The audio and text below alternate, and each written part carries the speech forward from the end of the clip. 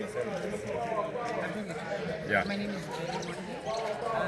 We're at the Kahawa because the police said they were bringing Boni here, presenting a report to tell us what they're charging him with. They took him from the house on Saturday. He was a carriage base. They searched the house, all our rooms, took his laptop and his phones and notebooks. Then they went to his office. They also did the same, searched it and took whatever they wanted. There was no warrant of arrest or anything. They said they were not arresting him, but then they took him to the police station at Mangani.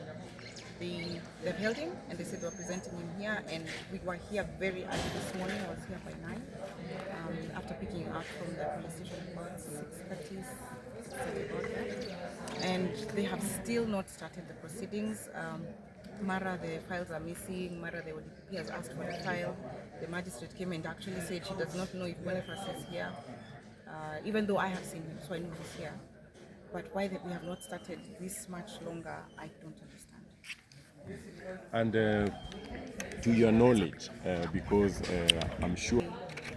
In my thinking, they have been picking up young people claiming that they had something to do with the protest, the June 25th, Saba. We saw a lot of guns in the streets. People were shot, people were killed, businesses were destroyed, women were raped, and they're trying to find somebody that they can scapegoat. So having picked up these young people, whom they have no evidence against, having picked up Boni, trying to say that he's the mastermind, he's the financier, he's done acts of terrorism. Well, we very well know, at least for Boni, he's been there for years, fighting for human rights, for good governance, against corruption.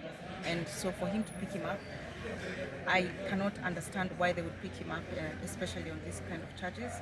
Following what happened in Tanzania, it feels like they're trying to clean up and apologize to Tanzania for letting it go so far, and they want to look like they're doing something about it. Recently, you were filing a case against. I think so. I have two thoughts about the fact that he was picked up right after the EAC case was filed. The warrant was signed for Thursday, even though from what I'm hearing, it might not even be a real one because it doesn't have the name of the magistrate. It doesn't have the name, so nobody knows where it came from. So who can be held accountable for it? But that was signed on Thursday.